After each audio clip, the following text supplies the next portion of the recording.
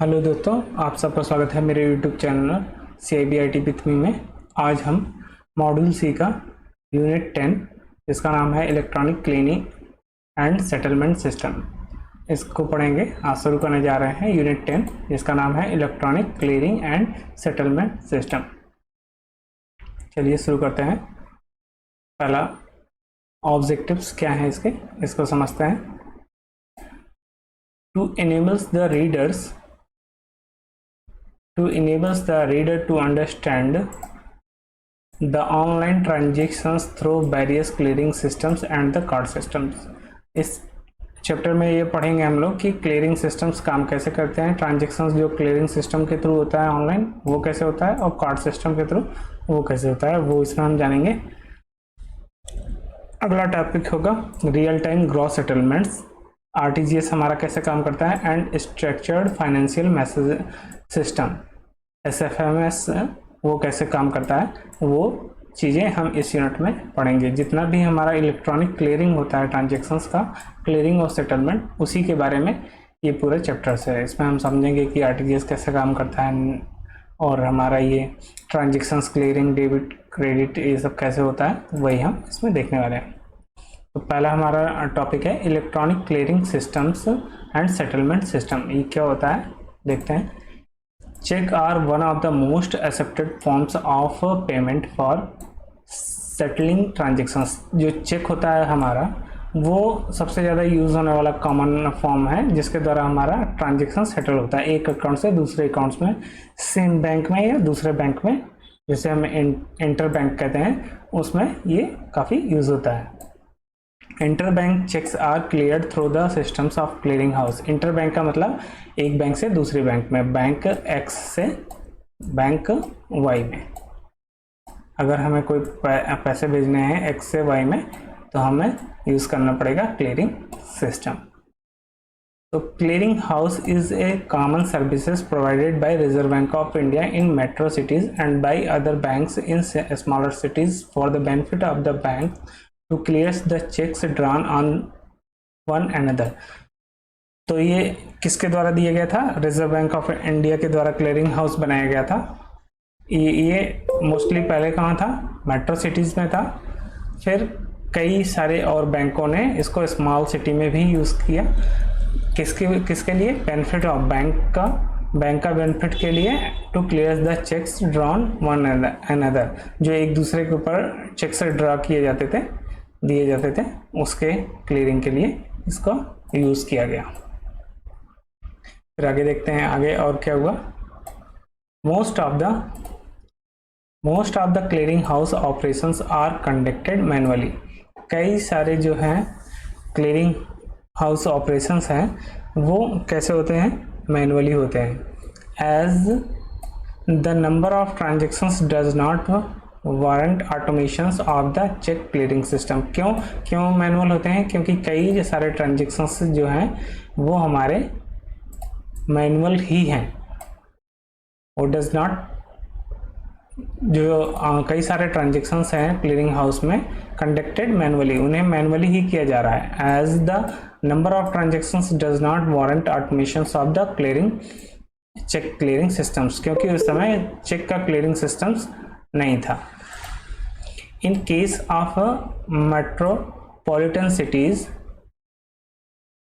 the volume of transactions both check wise and amount wise are so large that manual clearing of checks is not possible। जो metro cities हैं उसमें check बहुत सारे आते हैं पहली चीज़, और उनकी वॉल्यूम भी ज़्यादा है और अमाउंट भी ज़्यादा है, तो ये पॉसिबल नहीं है कि उन्हें मैनुअली किया जा सके। इसलिए cheque is not possible and has been automated, इसलिए उन्हें ऑटोमेटेड होना चाहिए।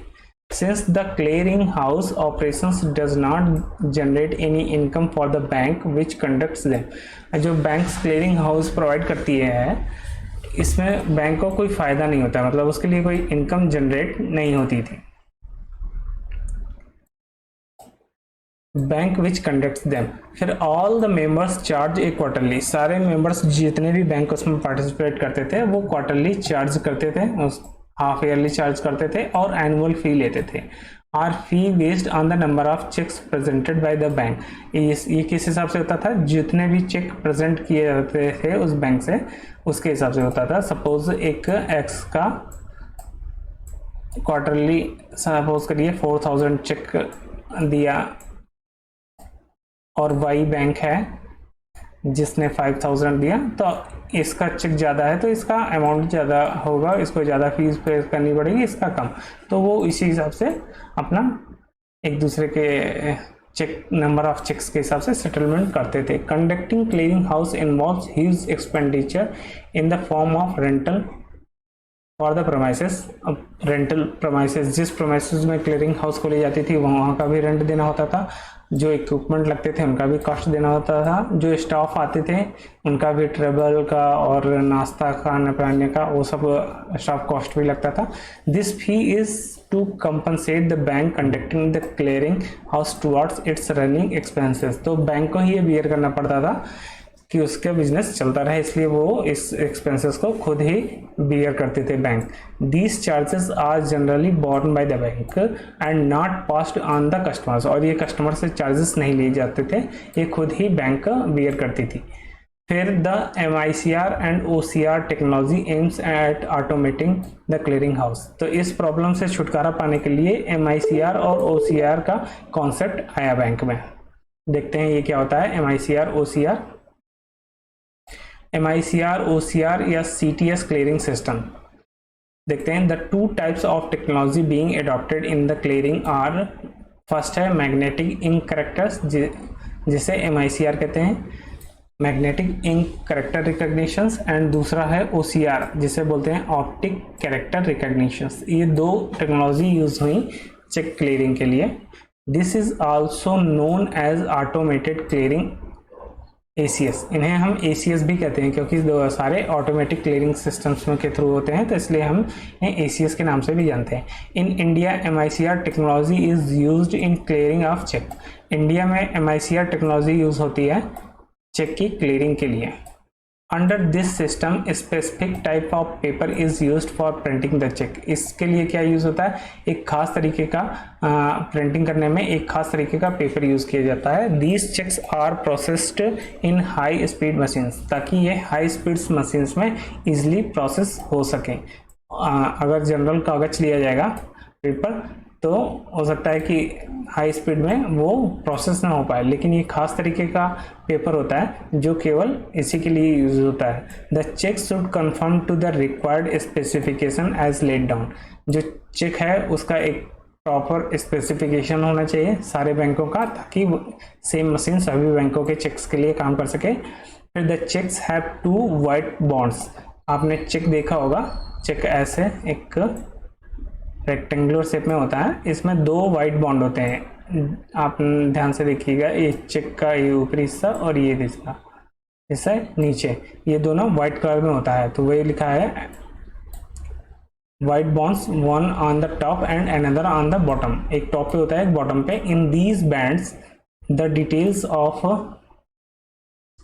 The cheques are encoded with special magnetic ink. यहाँ पर कुछ नंबर्स लिखे होते हैं, यहाँ पर नीचे वो यहाँ पे ऐसे ऐसे नंबर्स लिखे होते हैं, वो मैग्नेटिक इंक से लिखे जाते हैं और वो कोडेड फॉर्म में होते हैं। These bands should free from any marking or impressions. इस पे कोई भी मार्किंग या कुछ भी इम्प्रेशंस नहीं लिखना चाहिए इस पे। As such things are likely to interfere with the processing of cheques. इससे क्या है, प्रोसेसिंग में दिक्कत हो सकती है चेक के। Further, the checks should not be folded in between and either and should be free from any tabs। इस चेक को यहाँ से फोल्ड नहीं करना है, यहाँ से भी फोल्ड नहीं करना है, ऐसा कुछ नहीं करना है जिससे ये दोनों एरिया डैमेज हो सके। The specification of MICR cheque is shown below with the encoding details. अगले पेज में चेक्स का दिखाया गया है कि कैसे इसकी कोडिंग्स होती हैं, उसका स्पेसिफिकेशंस दिया गया है। चलिए देख के उसको समझते हैं। ये देखिए, ये चेक का फॉर्मेट है। अब ये समझिए कि चेक ये ऐसे होता है, थोड़ा सा ये रेक्टेंगल नहीं बना है, फिर भी समझने के लिए ऐसे। ये ब्लैक वाली जो पट्टी है, एक यहाँ पे ऐसे पट्टी होगी और यहाँ पर नंबर्स लिखे होते हैं, इसको हम बोलते हैं चेक नंबर। फिर उसके बाद यहाँ पर होता है 9 डिजिट का MICR कोड, फिर एक ये कोड होता है और फिर ये अकाउंट टाइप होता है। ये चेक में ऐसे नंबर्स बने होते हैं जी। अब देखते हैं वन बाय वन। पहला है cheque number. The details encoded in the lower white band, ये लोअर वाइट बैंड है, इसमें कौन सी डिटेल्स है? Cheque number is a 6 digit code, ये 6 डिजिट का होता है। यहाँ पर 5 डिजिट लिखा है लेकिन ये 6 डिजिट का होता है। यहाँ एक डिजिट और ऐड कर लीजिए। तो cheque is a 6 digit code which is pre printed at the time of printing of the cheque, जो जब चेक प्रिंट होगा तब ये ऑटोमेटिक प्रिंटेड रहेगा। फिर centre code is 9 field character. अब ये जो है यहाँ से यहाँ तक कर लेके ये 9 फील्ड का कैरेक्टर्स होता है, ये वाला। एक बार मैं इसको हटा देता हूँ, फिर से देखते हैं। हाँ, ये जो है हमारा 6 डिजिट का होता है, यहाँ 5 डिजिट लिखा है तो आप एक ऐड 0 यहाँ और ऐड कर लीजिए।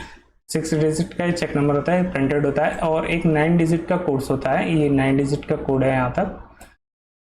The first 3 digit are the city code, ये सिटी कोड होता है। जैसे 600 चेन्नई का है, 500 हैदराबाद का। फिर नेक्स्ट 3 डिजिट बैंक कोड होता है, ये जो 3 डिजिट है इसको हम बैंक कोड बोलते हैं। जैसे 002 स्टेट बैंक ऑफ इंडिया का कोड है। फिर 020 इज इंडियन ओवरसीज का हो गया। तो ये इसके कोड्स होते हैं। फिर ये जो लास्ट की 3 डिजिट होगी ये हमारी ब्रांच की कोड होगी, ये वाली लास्ट 3 डिजिट ब्रांच की कोड होगा, किस ब्रांच की है। अब स्टेट यहाँ से हमें क्या चेक कैसे पता चलेगा? पहला चीज पहले नंबर से पता चलेगा ये चेन्नई का है। अब चेन्नई में किस बैंक का है, अब उस बैंक से पता चला, जैसे सपोज करिए SBI का है। फिर इस SBI से फिर पता चला उस SBI की कौन सी ब्रांच का है। फिर ये शॉर्ट अकाउंट नंबर ये RBI के लिए होता है। और ये फिर अकाउंट टाइप पता चलता है, जैसे 11 है 10 है, ये उसके कोड्स होते हैं जिससे ये पता चलता है कि ये अकाउंट कौन से टाइप का होता है। ये यूज होता है चेक क्लियरिंग में। Last 3 digit are the branch code, branch code हो गई। फिर ट्रांजेक्शंस कोड होता है जो 2 कैरेक्टर्स का होता है, जो इंडिकेट करता है द टाइप ऑफ अकाउंट, जैसे 10 for saving, 11 for current accounts. तो लास्ट की जो डिजिट होती है 2 डिजिट की, उससे हमें पता चलता है कि अकाउंट्स कौन सा। फिर है the system components of MICR cheques processing org. इसके कौन कौन से कंपोनेंट्स होते हैं? पहला होता है इनकोडर। ये this machine is used to write with magnetic ink the details of the cheque in the lower bound. ये क्या करता है? उसको रीड इनकोडर होता है जो राइट करता है मैग्नेटिक इंक से डिटेल्स जो लोअर बाउंड में अभी हमने देखी, वो इनकोडर्स का काम है। फिर cheque readers cum sorter, this is a processing machine which process the cheques at high speed. ये क्या करती है? बहुत ही हाई स्पीड में उसको प्रोसेस करती है। This machine is installed at the clearing house. इसका यूज कहाँ होता है? क्लियरिंग हाउस में। The clearing house which is conducted manually, the clearing presentations take place during the banking hours. जो मैनुअली होती है वो बैंकिंग आवर्स के अंदर ही होती है। Where as in the MICR clearing it is generally conducted during night for the reason all the cheques presented during the day could be presented in clearing on the same day. अब जो ये MICR में clearing होती है वो mostly कब होती है? ऑफिस आवर्स के बाद में करते हैं, क्योंकि जितना भी दिन में हमारा एक तो चेक हम लगाएंगे नहीं, सारे जितने एक दिन में चेक कलेक्टेड हुए वो सारे हम शाम को लगाते हैं। तो the payee branch process the payments on the next day and all returns are submitted to the clearing house in the next day. जो पेई ब्रांच होगी चेक्स की, वो क्या करेगी? प्रोसेस करेगी सारे पेमेंट्स को ऑन नेक्स्ट डे।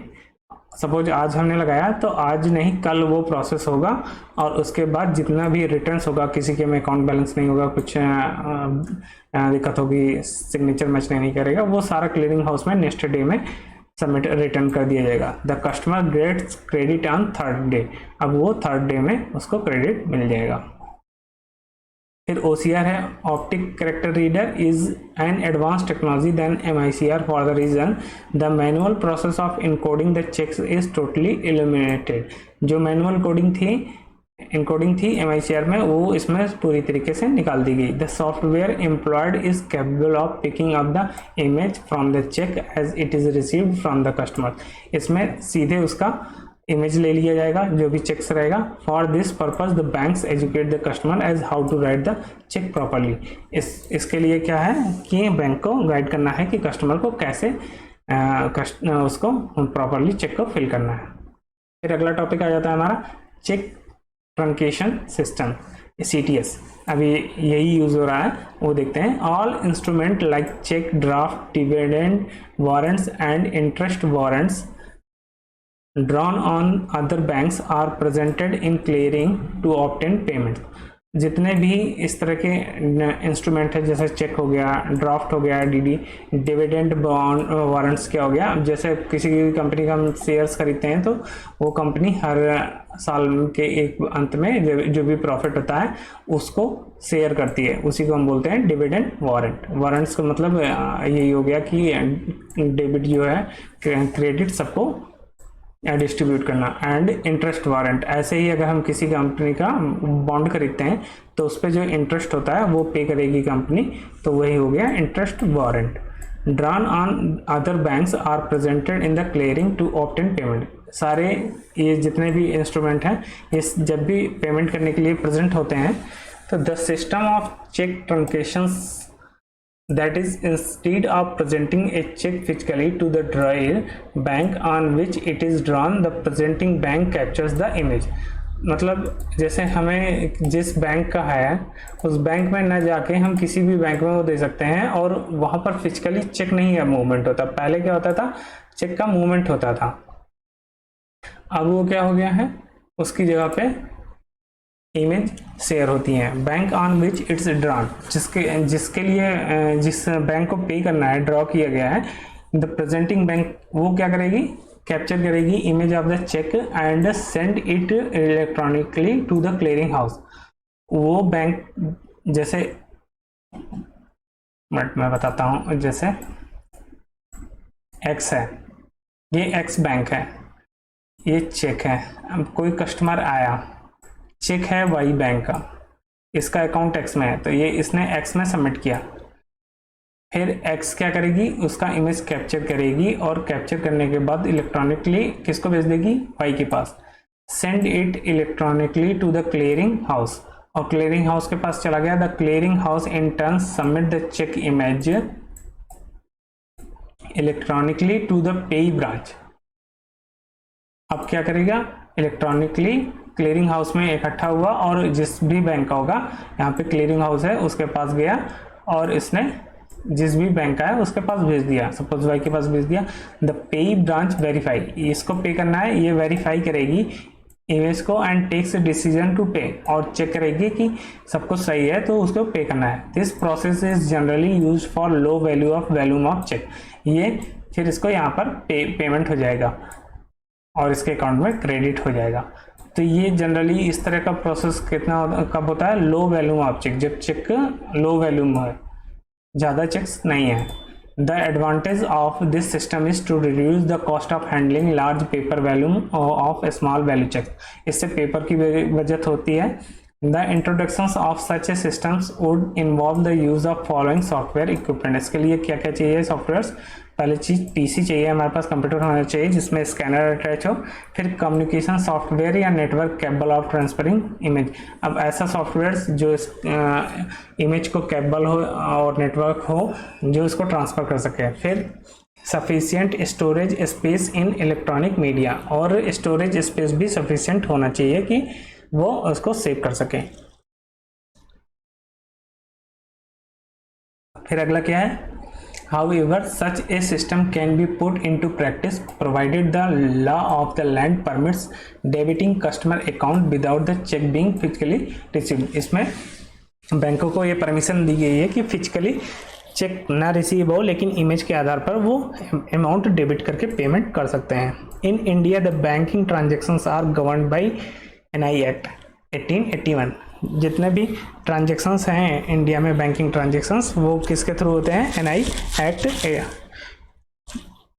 1881 के हिसाब से होते हैं। And the act provided for physical presentation of cheque for payment bankers book evidence act also has relevance whenever the drawing of the check dispute payment of the check and the instrument needs to be produced as a proof of transactions।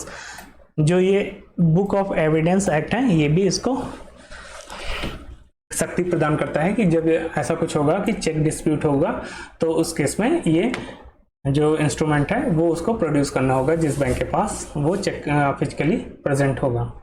फिर अगला topic है CTS, cheque truncation system. जो भी हम पढ़ रहे थे वही है, उसी के आगे है, बस केवल हाईलाइट किया गया है किसी कारण से। Cheque truncation systems or image based clearing systems in India is a project of the Reserve Bank of India. अब एक पॉइंट यहाँ मिल गया कि CTS क्या है? इमेज बेस्ड क्लियरिंग सिस्टम है, जो किसके द्वारा इम्प्लीमेंट किया गया था? RBI के द्वारा। कमेंसिंग इन 2010 में आया था for faster clearing of cheque, ताकि चेक्स तेजी से क्लियर हो सकें। CTS is based on cheque truncations और online image based cheque clearing systems where cheque image and magnetic ink character recognitions data are captured at the collecting bank branch and the transmitted electronic. इसमें बस वही होता है जो अभी मैंने बताया कि CTS में चेक का यूज़ होगा, इमेज बेस रहेगा, और जहाँ पर image where cheque image and magnetic ink character recognition जो MICR नीचे रहेगा वो दोनों कैप्चर्स होंगे इलेक्ट्रॉनिकली और सेंड होंगे कलेक्टिंग बैंक के थ्रू से ट्रांसमिटेड इलेक्ट्रॉनिकली, जो ट्रांसमिट कर दिए जाएंगे इलेक्ट्रॉनिकली वो एक बैंक से दूसरे बैंक में क्लियरिंग हाउस के through. Cheque truncation means stopping the flow of the physical cheques issued by a drawer to the drawee branch. अब इसका मतलब क्या हो गया कि चेक ट्रंकेशन के आने से जो हमारा फिजिकल चेक मूवमेंट था फ्रॉम ड्राइव बैंक से ड्रॉवर से ड्राइव ब्रांच में जाने वाला वो यहाँ पर स्टॉप हो गया। The physical instrument is truncated at the same some point and in route to the drawee branch and an electronic image of the cheque is send to the drawee branch. अब जिस bank को payment करना है, drive branch है, उसको क्या करना होगा? वो इमेज के बेस पे करेगी with the relevant information like the MICR field, वो MICR फील्ड चेक करेगी, data presentations, presenting bank, etc सारा चीज चेक करने के बाद वो पेमेंट करती है। This would eliminate the needs to move the physical instrument across branch. ये क्या करेगी? इससे फिजिकल मूवमेंट चेक का रुक जाएगा, उसे एक ही जगह पे रहना है, चेक एक ही जगह पे रहेगा। Except in exceptional circumstances resulting in an effective reductions in the time required for payment of cheques. इससे अननेसेसरी का जो टाइम लगता था और वो सब बच जाएगा। ये केवल एक्सेप्शनल केस में ऐसा किया जा सकता है कि फिजिकल मूवमेंट हो, नहीं तो वो फिजिकल मूवमेंट नहीं होगा। The associated cost of transit and delay in processing ETC, जो भी जितना भी प्रोसेसिंग और ट्रांजिट में समय लगता था वो सब बच जाएगा। दस speeding of the process of collections और रियलाइजेशंस ऑफ चेक, इससे चेक बहुत जल्दी ही रियलाइजेशंस हो जाएगा और मतलब पेमेंट उनका बहुत फास्ट हो पाएगा। CTS has been implemented in New Delhi, Chennai and Mumbai with effect from February 2008। CTS का implementation 1 फरवरी 2008 को दिल्ली, चेन्नई और मुंबई में किया गया था और सितंबर 24, 2011 से एंड अप्रैल 27, 2000 दिल्ली में किया गया था 1 फरवरी 2008 को, चेन्नई में किया गया था 24 सितंबर 2011 को एंड मुंबई में किया गया था 27 अप्रैल 2013 को respectively. After migration of the entire check volume from MICR system to CTS, the traditional MICR based check processing has been discontinued across the country। फिर जब ये CTS में मूव हो गया पूरा, फिर बैंकिंग का सारे हर ब्रांचेस में CTS में मूव हो गया, फिर उसके बाद से MICR का यूज़ करना बंद कर दिया गया। The CTS 2010 compliant checks are both image friendly and have enhanced security। अभी क्या यूज़ हो रहा है? CTS 2010, क्योंकि CTS आया था 2010 में लागू हुआ था, कोर्स आया था, तब उसी के लिए जितने भी चेक यूज़ हो रहे हैं कंप्लाइंट वो सारे CTS 2010 वर्जन यूज़ हो रहा है और उसके सब पास इनहेंस सिक्योरिटी फीचर्स भी हैं इस तरह के चेक में। All banks providing check facilities to their customers have been advised to issue only CTS 2010 standard checks। जितने भी बैंक हैं उनको CTS 2010 स्टैंडर्ड्स का ही देना है। Checks not complying with CTS 2010 standards would be cleared at least frequent intervals। इस तरह के जो भी चेक हैं उनका बहुत कम यूज़ होता है, that is weekly once from November 1 2014 onwards. 2014 नवंबर से ऐसे CTS विदाउट CTS चेक्स का यूज़ बहुत कम होता है। Lately, बाद में RBI has made it mandatory that the check truncation systems which is currently operational at major clearing houses of the country be made operational across all branches of the country। 2021 सितंबर से सारे branches में mandatory कर दिया गया कि CTS cheques का ही use करना है। Banks derive multiple benefits through the implementations of CTS। इस CTS के लगने के बाद बैंकों को कई सारे बेनिफिट्स हुए, जैसे लाइक ए फास्टर क्लियरिंग। सबसे बड़ा फ़ायदा हुआ कि सब बहुत तेज़ी से क्लियरिंग होने लगी, बहुत जल्दी, जिसमें हफ्तों लगते थे वो बस 1 या 2 दिन में क्लियर हो जाते हैं। Technically possible realisation of proceed of a cheque within the same day, यहाँ तक कि सेम डे भी क्लियरिंग हो जाती है। It offers better reconciliations verifications. इससे रिकन्सिलेशंस मतलब टैली करना कि जितना डेबिट हुआ उतना क्रेडिट हुआ वो भी इजीली होने लगा, वेरिफिकेशंस भी इजीली होने लगा। बेस्ट कस्टमर सर्विस, कस्टमर को भी सर्विसेज फास्ट मिलने लगी। इन्हेंस कस्टमर विंडो, और कस्टमर विंडो जो टेलर्स के पास और सारे काम होते थे वो भी काम दूसरे कामों पर ध्यान देने लगे क्योंकि ये काम उनके पास से बंद हो गया। Operational efficiency provides a direct boost to bottom line of bank as clearing of local cheques is high cost low revenue activity. इससे ऑपरेशनल इफिशिएंसी भी बढ़ गई क्योंकि जो बैंक को अतिरिक्त खर्चे होते थे वो कम हो गए और ये high cost low revenue activity थी। Beside it reduce operational risk by securing the transmission route। क्योंकि चेक जो है फिजिकली मूव होते थे तो उसमें ऑपरेशनल रिस्क था, वो बंद हो गया तो इनका ऑपरेशनल रिस्क रिड्यूस हो गया और ये सिक्योर हो गया। Centralised image archival systems ensure that data storage and retrieval is easy.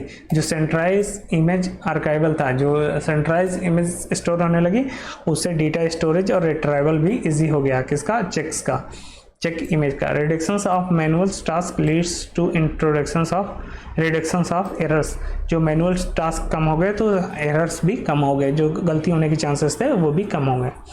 Real time tracking and visibility of the cheque, less frauds with secure transfer of image to the RBI और other benefits that bank derive from this solutions. इस solution से real time tracking होने से जो secure transfer है image का वो RBI तक होने लगी और बहुत सारे फ्रॉड्स से रुक गए। फिर इसके बाद क्या आया? Introduction of positive pay system आया, PPS जिसे बोलते हैं। ये इसी चेक क्लियरिंग के लिए इसका यूज़ किया जाता है। देखते हैं क्या है। Positive pay systems involves reconfirming of key details of the cheque by drawer to the bank which would be cross-checked with the presented check at the time of payment processing। अब जो drawer bank होगा, जिसे जो भुगतान कर रहा है bank, वो क्या करेगा? पॉजिटिव पे सिस्टम्स में रिकन्फर्मिंग करेगा, फिर से कंफर्म करेगा कि आपने जो चेक दिया है इतने लाख का, इतने करोड़ का, वो एक पेमेंट है, क्या आपने वो दिया है कि नहीं। पहले पेमेंट करने से पहले ये बैंक पूछेगी। Which would be cross cheque, जिसे क्रॉस चेक बोलेंगे, with the presented cheque at the time of payment processing. जब भी पेमेंट का प्रोसेसिंग होगा तो जिसका चेक होगा, जिस अकाउंट डेबिट हो रहा है, उस अकाउंट होल्डर से पूछा जाएगा कि आपने ऐसा चेक किसी को दिया है कि नहीं, वो कन्फर्मेशन लेगा। The Reserve Bank of India has introduced positive pay systems to enhance the safety of check-based transactions। इससे check-based transactions enhance security बढ़ जाती है। This new rule has come into effect from 1st January 2021। ऐसा 2021 जनवरी से आ गया है rule. Under the positive pay systems for cheque reconfirmations of key details are needed for payments beyond 50,000। अगर 50,000 के ऊपर पेमेंट कर रहे हैं तो आपको चेक होल्डर से पूछना है कि आपने ऐसा चेक दिया है कि नहीं। As per the new rule, customers should be enabled to opt for the PPS facility. ये फैसिलिटी कस्टमर्स को भी दी गई है कि पीपीएस फैसिलिटी उन्हें चाहिए कि नहीं चाहिए। Once chosen the customer who are looking to issue cheques above prescribed value will have to inform their respective banks। अगर वो इस तरह की वैल्यू चूज करता है, ऑप्शंस लेता है, तो जब भी वो चेक इशू करेगा तो उसे इन्फॉर्म करना होगा रिस्पेक्टिव बैंक को about the cheque details via net या मोबाइल बैंकिंग और physical visit to the branches, या तो ब्रांच में जाके या मोबाइल बैंकिंग से या नेट और किसी भी माध्यम से उसे इन्फॉर्म करना होगा बैंक को कि मैंने इतने लाख रुपए का, इतने रुपए का चेक इस बंदे को के नाम पे दिया है, काट के दिया है। If the issuer fails to inform the bank period to the check being issued, then the checks will bounce। अगर ऐसा नहीं होता है तो चेक बाउंस हो जाएगा। While opting for PPS is optional for the customer as per RBI, और ये मैंडेटरी नहीं है, ये ऑप्शनल है कस्टमर के लिए as per RBI rules, RBI के रूल्स के हिसाब से। Subsequently, many banks have made it mandatory for the customer to provide such confirmations for high value checks say 5 lakh and above। कई सारे बैंकों ने इसको मैंडेटरी कर दिया है हाई वैल्यू ट्रांजेक्शन्स के लिए। अगर 5 लाख के ऊपर है तो वो मैंडेटरी उन्होंने कर दिया है, 5 लाख या 5 लाख से ऊपर, तो उसके लिए उन्होंने मैंडेटरी कर दिया है। फिर आगे CTS brings elegance to the entire activity of check processing and clearing। CTS से क्या हो जाता है, सिक्योरिटी बढ़ जाती है चेक प्रोसेसिंग में और क्लियरिटी आ जाती है क्लियरिंग में। The benefit from CTS would be summarised as follows. इसके बेनिफिट्स क्या हैं? पहला शॉर्टर क्लियरिंग साइकिल होगा, बहुत जल्दी क्लियर हो जाएगा, तो साइकिल कम हो गई, इसमें टाइम कम लगेगा। Superior verification and reconciliation process, verification से अच्छा होगा, अच्छे तरीके से होता है, क्योंकि मैनुअली चेक करने में कभी कभी एरर हो जाती है, लेकिन मशीन से चेक होगा तो ज़्यादा अच्छा रहेगा। और रिकन्सिलेशन प्रोसेस भी इजी हो जाता है। No geographical restrictions as to jurisdiction, ऐसा कुछ ज़रूरी नहीं है कि हमें उसी पर्टिकुलर जगह पे जाके चेक जमा करना है, हम किसी भी जगह पर दे सकते हैं। फिर है operational efficiency for banks and customer alike. जो बैंक्स की ऑपरेशनल इफ़िशेंसी है वो भी बढ़ जाती है, क्योंकि रिसोर्सेज कम लगते हैं और वो दूसरी एक्टिविटी में काम करते हैं। और कस्टमर्स के लिए भी अच्छा हो जाता है, क्योंकि वो क्लियरिंग जल्दी हो जाती है। फिर रिडक्शंस इन ऑपरेशनल रिस्क कम हो जाती है, क्योंकि मैनुअल जो है चेक का मूवमेंट नहीं होता है। And risk associated with paper clearing, और जो भी क्लियरिंग होती थी वो रिस्क, फ्रॉड चेक और ये सब होते थे, वो भी यहाँ पर ख़त्म हो जाता है। No collections charge for collections of cheque drawn on bank located within the grid, जो एक ही ग्रिड के अंदर होगी उसमें इसका चेक का कलेक्शन चार्ज भी नहीं लिया जाता है। फिर अगला है डेबिट क्लियरिंग सिस्टम। अब देखते हैं डेबिट क्लियरिंग सिस्टम क्या होता है। Debit clearing is a concept wherein a user of any utility services like telephones, electricity and gas etc. अब has to make regular and periodic payment to the service provider। अब जैसे हम कोई भी customer, हम खुद ही अपना ही गैस का, इलेक्ट्रिसिटी और टेलीफोन से, ये बिल ऐसे बिल हैं जो हमें हर महीने देने होते हैं, तो रिकरिंग नेचर्स के होते हैं, पीरियोडिक हम पेमेंट करते हैं सर्विस प्रोवाइडर को, तो उसके लिए हम डेबिट क्लियरिंग का कॉन्सेप्ट आया है कि क्योंकि आप बार बार वही पेमेंट करते हैं, तो आप इससे अच्छा है कि डेबिट क्लियरिंग ले लें। आपने एक बार वो सर्विसेज ले ली तो हर महीने को उस डेट पे वो अमाउंट अपना पेमेंट हो जाएगा। With a view to make this payment easy, the service provider obtains an authorization from the customers। अब जो सर्विस प्रोवाइडर है, सपोज करिए जो आपका इलेक्ट्रिसिटी का है, सपोज करिए UPPCL है, और जो दूसरी जगह की है बेस्कॉम है, जैसे ये इस तरह की जितनी भी हैं इलेक्ट्रिसिटी, वो सर्विस प्रोवाइडर वो क्या करेंगे, आपसे कंसेंट ले लेंगे with a view to make the payments easy.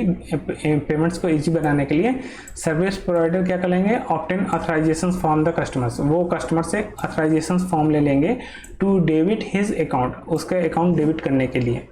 The service provider then submits their letter of authority to the bankers। तब वो एक सर्विस प्रोवाइडर एक लेटर सबमिट करेगा, लेटर ऑफ अथॉरिटी से लेके बैंक को। The service provider at the stipulated interval raise a debit on the customer for the service provided, और एक पर्टिकुलर इंटरवल में कितना अमाउंट डेबिट करना है उसके लिए ये इंटरवल में रेज करेगा डेबिट के लिए। The list is given to the banker, उस बैंक को लिस्ट चली जाएगी of the service provider who in turn submits the list to the other banker just like in normal clearing। उसमें list दे दी जाएगी कि इतना इतना अमाउंट इस कस्टमर और ये अकाउंट नंबर है डेबिट करना है। the debit passed are on the respective branches for debit of the customer accounts। और रेस्पेक्टेड जो अकाउंट का कस्टमर्स होगा उसमें से उतनी डेबिट की एंट्री हो जाएगी। The service provider sends the bills direct to the customers, और service providers bill directly customers को भेज सकता है। इसका फ़ायदा क्या होगा? The advantage of the debit clearing systems का क्या होगा? The customer is not required to keep a track of his bills and ensure payment before the due date. इसमें ड्यू डेट के पहले ही पेमेंट हो जाएगी, तो इस तरह उसका ड्यू डेट के बाद नहीं होगा, पेनाल्टी नहीं लगेगी और बिल्स का ट्रैक रखने की ज़रूरत नहीं है। उसे कोई मतलब इस पर ध्यान देने की भी ज़रूरत नहीं है, कब बिल आ रहा है कब नहीं, वो इजीली पेमेंट होता रहेगा। The service provider need not print out the bills and courier it to the customer. उसे कस्टमर्स के पास प्रिंट लेके और कोरियर करने की भी ज़रूरत नहीं है। These processes save cost on correspondence ensuring timely dispatch of bills and follow up payments. और पेमेंट फॉलो अप करने की या बिल डिस्पैच करने की भी ज़रूरत नहीं है, उसके मोबाइल में या इलेक्ट्रॉनिकली वो बिल सेंड होता रहेगा। This system also helps the bank in saving of expenditure. इससे बैंक का एक्सपेंडिचर भी कम होगा। Of use of cheque book for making utility bill is also avoided. जो हम चेक देते थे हर महीने पेमेंट्स के लिए, वो भी यहाँ से ख़त्म हो जाएगा। फिर अगला टॉपिक है क्रेडिट क्लियरिंग। क्रेडिट क्लियरिंग क्या होती है? जैसे डेबिट क्लियरिंग होती है वैसे क्रेडिट क्लियरिंग होती है। Credit clearing system is applicable to instances where a company is required to make payments to the large number of shareholders. जैसे अभी सर्विस प्रोवाइडर पेमेंट ले रहा था, ऐसे ही कुछ कंपनियां जब अपने कस्टमर्स को पेमेंट करती हैं तो उसके लिए क्रेडिट क्लियरिंग का कॉन्सेप्ट आया, जिसमें शेयर होल्डर्स को करते हैं या इन्वेस्टर्स को पेमेंट करते हैं। पीरियडिकली डिविडेंड इंटरेस्ट, जब डिविडेंड देती है, जो शेयर्स का डिविडेंड, शेयर बाई करने पर डिविडेंड मिलता है वो, या अगर उसका बॉन्ड खरीदा है तो उसका इंटरेस्ट वारंट पेमेंट करेगा, तब वो पेमेंट करते हैं, वो इसमें यूज़ होता है। Which are generally for smaller account, जो अमाउंट के होते हैं, बहुत ज़्यादा अमाउंट के नहीं होते हैं।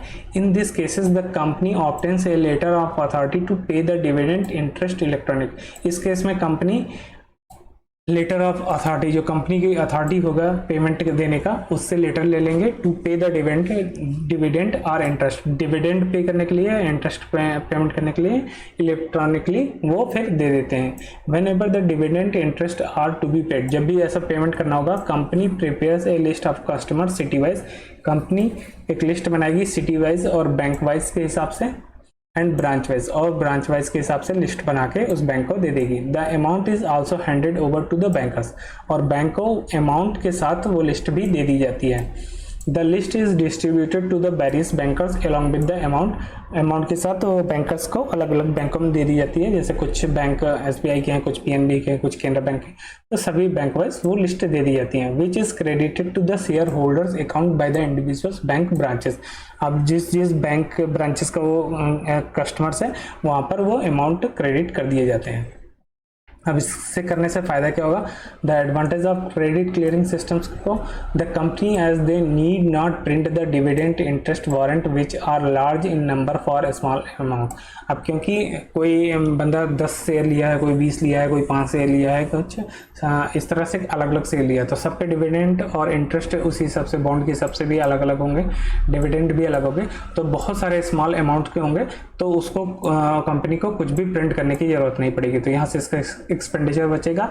It also saves the task of recording the paid and outstanding items of dividend interest warrant as in the earlier system. जैसे पहले होता था कि कितना पेमेंट किया है किसी को, कितना बचा हुआ है, उस सब की रिकॉर्ड रखना पड़ता था, वो सारा यहाँ पर खत्म हो जाएगा। फिर it is the advantageous to the customers, एक कस्टमर्स के लिए भी फायदेमंद है। क्यों? As they need not go to the bank, उन्हें बैंक नहीं जाना पड़ेगा to submit the dividend interest warrant, कि उन्हें डिविडेंड वारंट्स या इंटरेस्ट वारंट नहीं सबमिट करना होगा कि हमने डिविडेंड लिया है और हमें इसका पेमेंट चाहिए, ऐसा कुछ नहीं करना पड़ेगा। Which are for smaller amount, जो छोटे छोटे अमाउंट्स का होता है। एक credit advice from the company and reconciliation of the bank statement will make things simpler.